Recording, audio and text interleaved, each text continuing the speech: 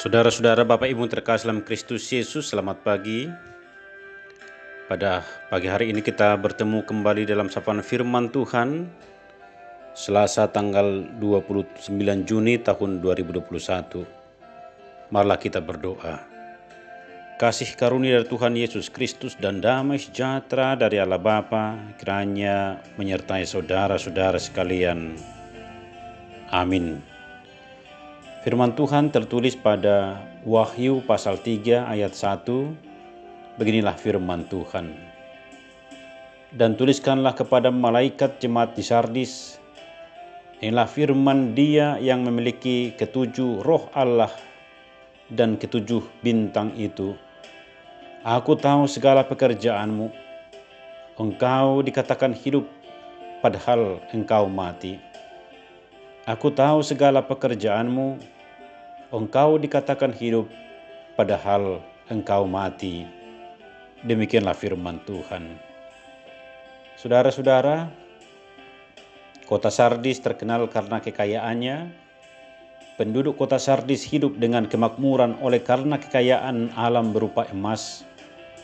Tidak terkecuali jemaat Kristen yang ada di Sardis, mereka sama dengan penduduk lainnya yang merasakan kemakmuran kota Sardis. Sehingga jemaat di Sardis tidak seperti jemaat di daerah lain yang saat itu menghadapi berbagai tekanan, penganiayaan, dan juga ajaran sesat. Walaupun orang Kristen di Sardis hidup berdampingan dengan orang-orang yang berbeda kepercayaan, namun orang Kristen sangat dihargai di kota itu. Akan tetapi Tuhan mengecam jemaat itu dengan berkata, "Aku tahu segala pekerjaanmu.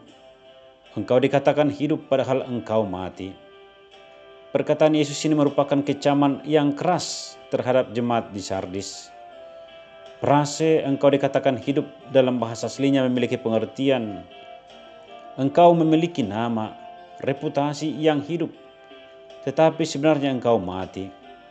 Suatu pernyataan yang sangat menyedihkan dan mengerikan.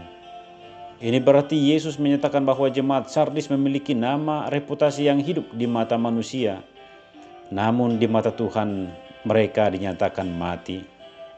Mengapa Tuhan Yesus mengecam mereka dengan pernyataan yang demikian?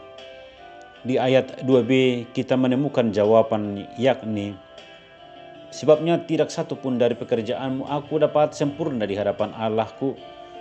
Kata sempurna di sini berarti lengkap atau penuh. Dengan demikian makna dari "sebab tidak satu pun dari pekerjaanmu aku dapat sempurna di hadapanku" ialah yang pertama, bahwa pekerjaan mereka kekurangan elemen yang hakiki atau yang paling mendasar, yakni hubungan rohani dengan Tuhan. Jemaat Sardis dapat mengelabui mata manusia dengan menampilkan banyak aktivitas dan kegiatan pelayanan yang menunjukkan bahwa jemaat itu punya reputasi yang luar biasa. Namun Yesus yang menilai segala sesuatu yang mereka lakukan itu mati.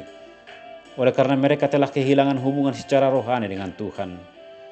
Yang mereka lakukan ialah hal-hal yang rohani. Namun ironisnya ialah mereka justru terlepas dari hubungan rohani dengan Tuhan. Bagaimana hubungan rohani kita dengan Tuhan selama ini? Apakah aktivitas gerejawi misalnya datang ke gereja setiap minggu, terlibat dalam pelayanan dan lain-lain, telah menggeser hubungan pribadi dengan Tuhan? Keterhilangan hubungan dengan Tuhan menyebabkan mereka tidak lagi mencari apa yang menyenangkan hati Tuhan, sehingga aktivitas dan kegiatan rohani yang mereka lakukan pada akhirnya hanyalah untuk menyenangkan hati manusia saja. Dan itu yang terjadi dalam kehidupan rohani kita.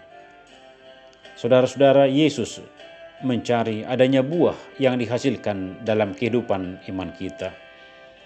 Buah apakah yang telah kita hasilkan dalam kehidupan iman kita? Milikilah hidup pertobatan yang sesuai dengan kehendak Tuhan. Pertobatan yang dimaksud ialah merajut kembali kehidupan rohani dengan Tuhan dan tidak mencemarkan kehidupan iman kita. Maka upahnya ialah akan diakui namanya di hadapan Allah dan di hadapan para malaikatnya. Ini merupakan pengharapan dan penghargaan yang terindah bagi semua jemaat Tuhan, yakni ketika nama kita diakui oleh Tuhan Yesus. Amin. Marilah kita berdoa. Terima kasih Tuhan atas firman-Mu di pagi hari ini, mengingatkan kami untuk mengoreksi keimanan kami dan ketaatan kami kepadamu.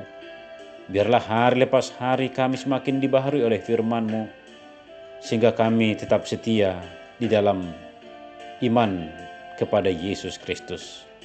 Di dalam nama-Mu kami berdoa dan mengucap syukur. Amin.